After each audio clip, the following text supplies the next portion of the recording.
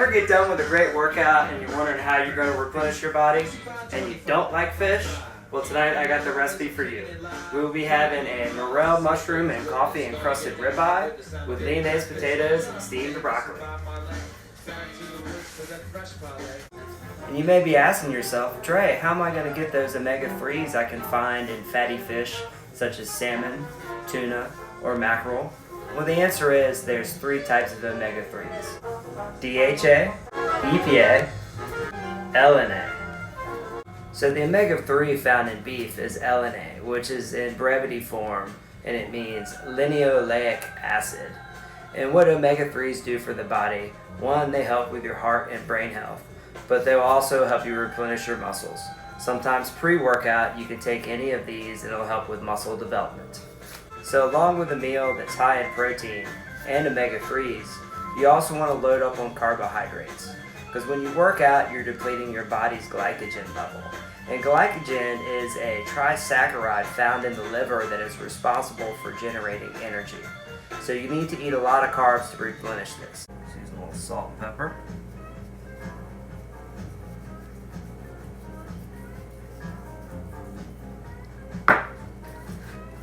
Both sides, like Mr. Miyagi said.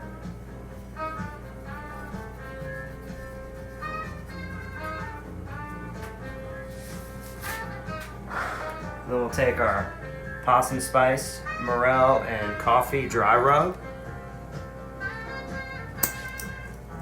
And this is really nice. It's got really deep flavors from the coffee.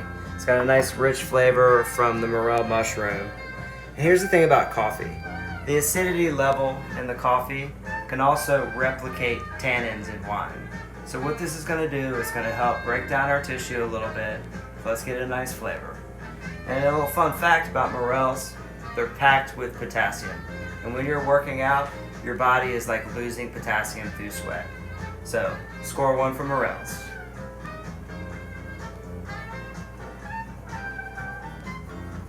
We're going to let this sit for about a half hour while we're making our Lyonnaise potatoes. And the oil kind of helps the seasoning stick to the steak. Also kind of helps transfer a little of that flavor. So what we're going to do for the Lyonnaise potatoes, we'll peel our potatoes, peel our onion.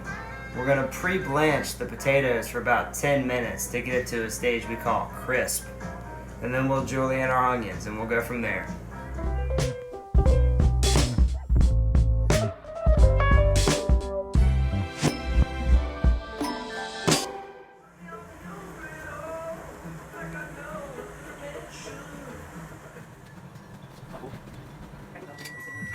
Alright, as you can see, our 10 minutes timer is up, so we're just going to pull these potatoes out of the water.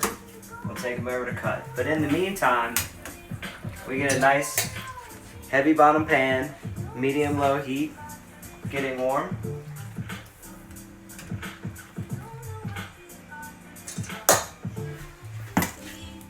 We're just going to take these over here, just cut them about 1/2-inch slices.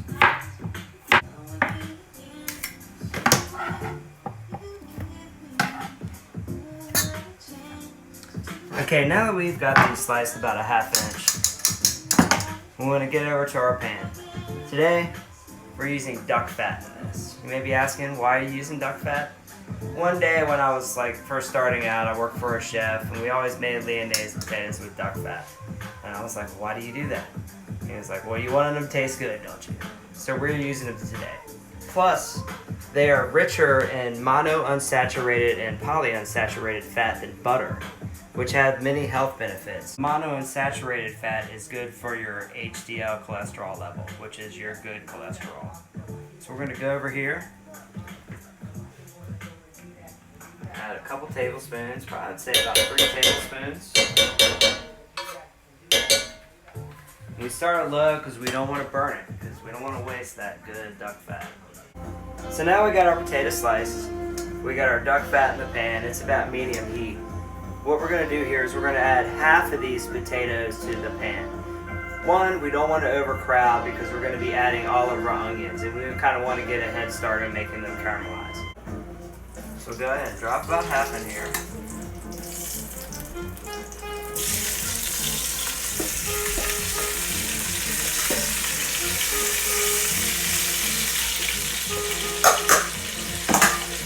ahead and season them with salt and pepper.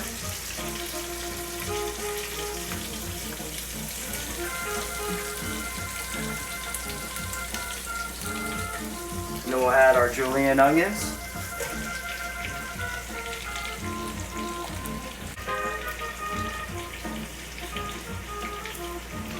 And we'll just give a quick stir.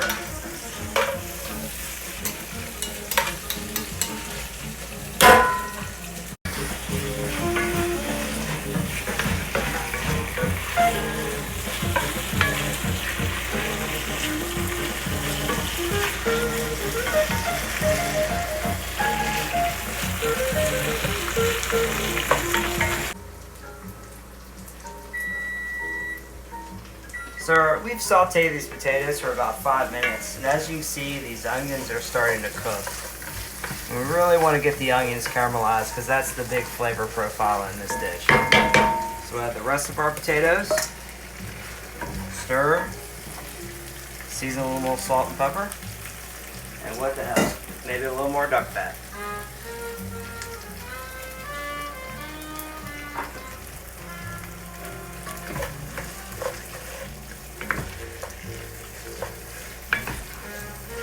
We'll let this saute for about another 10-15 minutes. So in the meantime, we'll just get our skillet heated so we can get ready to sear our steaks.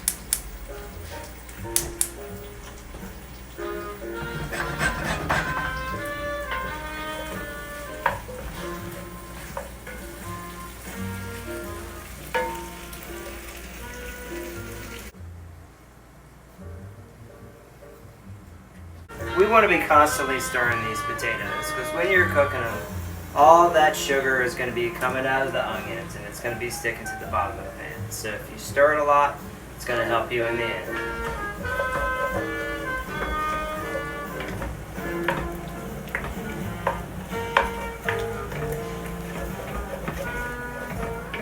We've been sauteing these potatoes for about 10 minutes. And as you can see, the onions are starting to change colors a little bit. It means maybe we got another 10 minutes to go on this before it's nice and ready. So what we're going to do, we're going to sear our steaks. We got our pan at a medium-low heat. We don't want to go too high because that dry rub on there will burn. I mean, we want to cook them nice and slow.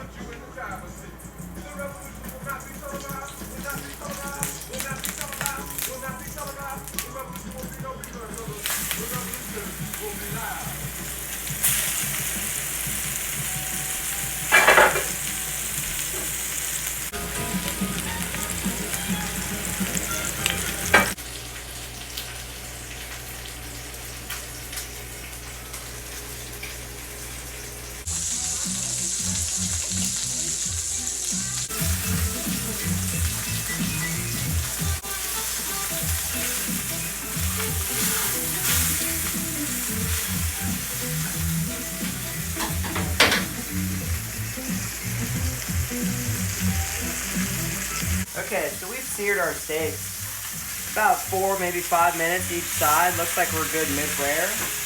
We're just going to pull them off, let them rest to the side for a couple minutes, and we'll get ready for plate up.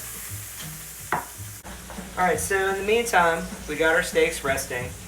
We got some water boiling in the back. We've added a little salt. That's going to be our broccoli blanching water. Fun fact about broccoli, it's very high in magnesium, which also helps with your muscle and nerve endings.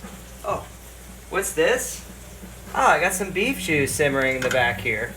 We'll talk about that in another episode. Not enough time today. But we are really close to being done. So we're just going to have some broccoli florets. We have rinsed. Drop it in our salt water.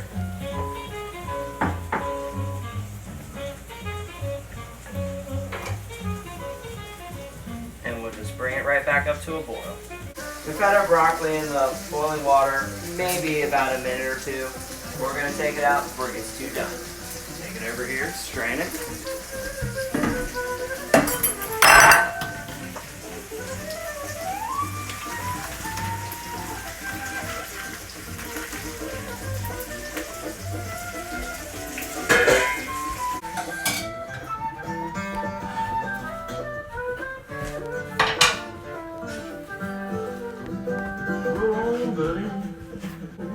So So now our steaks have rested about 5 minutes. We'll go ahead and plate up.